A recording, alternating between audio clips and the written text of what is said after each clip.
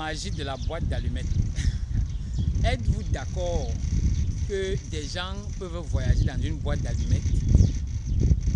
Est-ce que vous trouvez ça, est-ce que c'est acceptable? Alors, dites-nous aussi dans les commentaires si vous trouvez que les gens peuvent voyager dans une boîte d'allumettes. Alors, voyager dans la boîte d'allumettes, qu'est-ce que cela signifie? Les gens ont développé des processus. La boîte d'allumettes dont on parle, ce n'est pas ça l'avion. Ce n'est pas ça l'avion des voyageurs. Parce que dites-vous que si les gens voyagent avec la boîte d'allumettes, ce n'est pas que c'est des sorciers nécessairement. Le problème est que c'est des sorciers qui ont souvent voyagé et fait des dégâts et dont on connaît beaucoup de cas. Contrairement à des personnes nobles qui auraient voyagé dans cela pour mener je ne sais pas moi, par exemple, une mission de sauvetage, quelque chose de bien.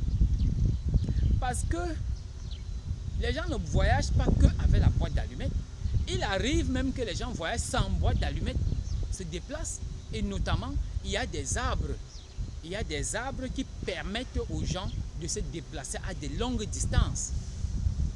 Je vais prendre par exemple le cas d'un arbre ici. Vous connaissez la fleur du bananier, l'arbre, le bananier stérile, le bananier mâle, qui est utilisé comme une fleur.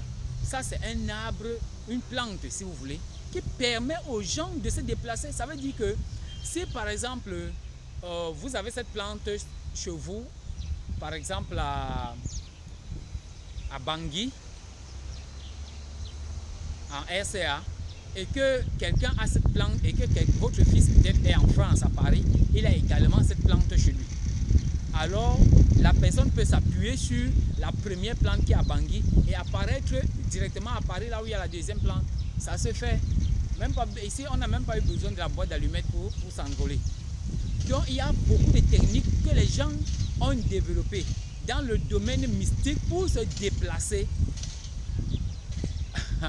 Pour se déplacer aussi rapidement, se déplacer comme le vent, plus que le vent même, parce qu'il se déplace dans l'hyperespace à une vitesse plus que supersonique et en un temps égal 0, un temps t égale 0, il parcourt une distance de 30-40 000 km. Comme il apparaît là, comme il disparaît là, il apparaît là. Donc c'est des choses qui se font. Et donc il faut comprendre que la boîte d'allumettes, ce n'est pas ça. Ce n'est pas la boîte d'allumettes qui est l'avion. La boîte d'allumettes est comme, vous voyez le bateau jeter l'ancre.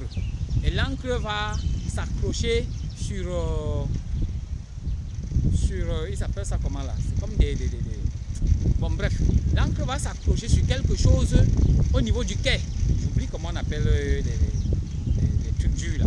Alors, l'ancre va donc s'accrocher sur ça. En fait, la boîte d'allumettes que vous voyez est exactement comme ce support. C'est-à-dire comme là où on jette l'ancre, l'ancre s'accroche.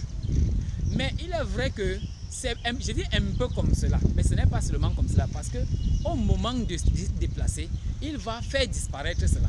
En fait, il fait disparaître cela pourquoi? Parce que il coupe, il arrête, il retire la connexion. Donc, il ne faut plus que son truc soit ancré. Alors il part avec son encre même. C'est-à-dire il prend et le truc sur lequel on accroche l'encre et son encre, il s'en va avec.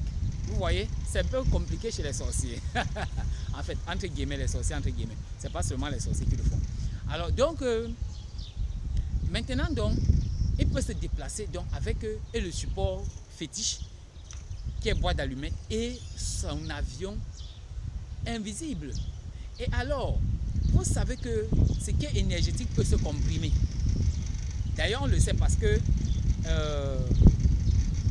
ce qui est énergétique peut se comprimer. Quand on dit E est égal à mc carré, ça veut dire que l'énergie c'est la masse condensée, n'est-ce pas?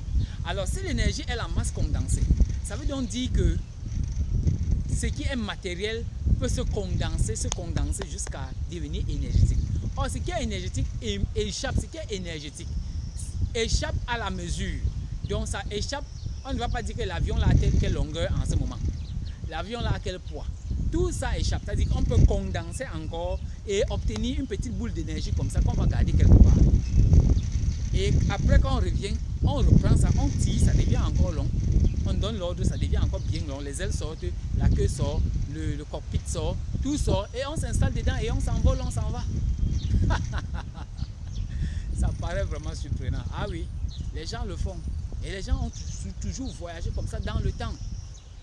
Les gens n'ont pas contrôlé la Terre, beaucoup de phénomènes, seulement avec la géographie en restant... Non. Comme ça, là, vous pouvez faire 20 ans, 40 ans d'études, vous ne comprenez rien.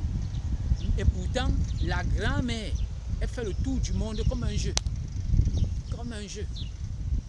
Donc, on ne fait pas la promotion de la boîte de nuit, de la boîte d'allumettes, mais on explique ce qui se passe en fait. C'est que nous expliquons que la boîte d'allumettes n'est pas l'avion de nuit. L'avion de nuit, lui, reste subtil. Il n'est pas visible. La boîte d'allumettes que vous voyez n'est qu'un ancrage.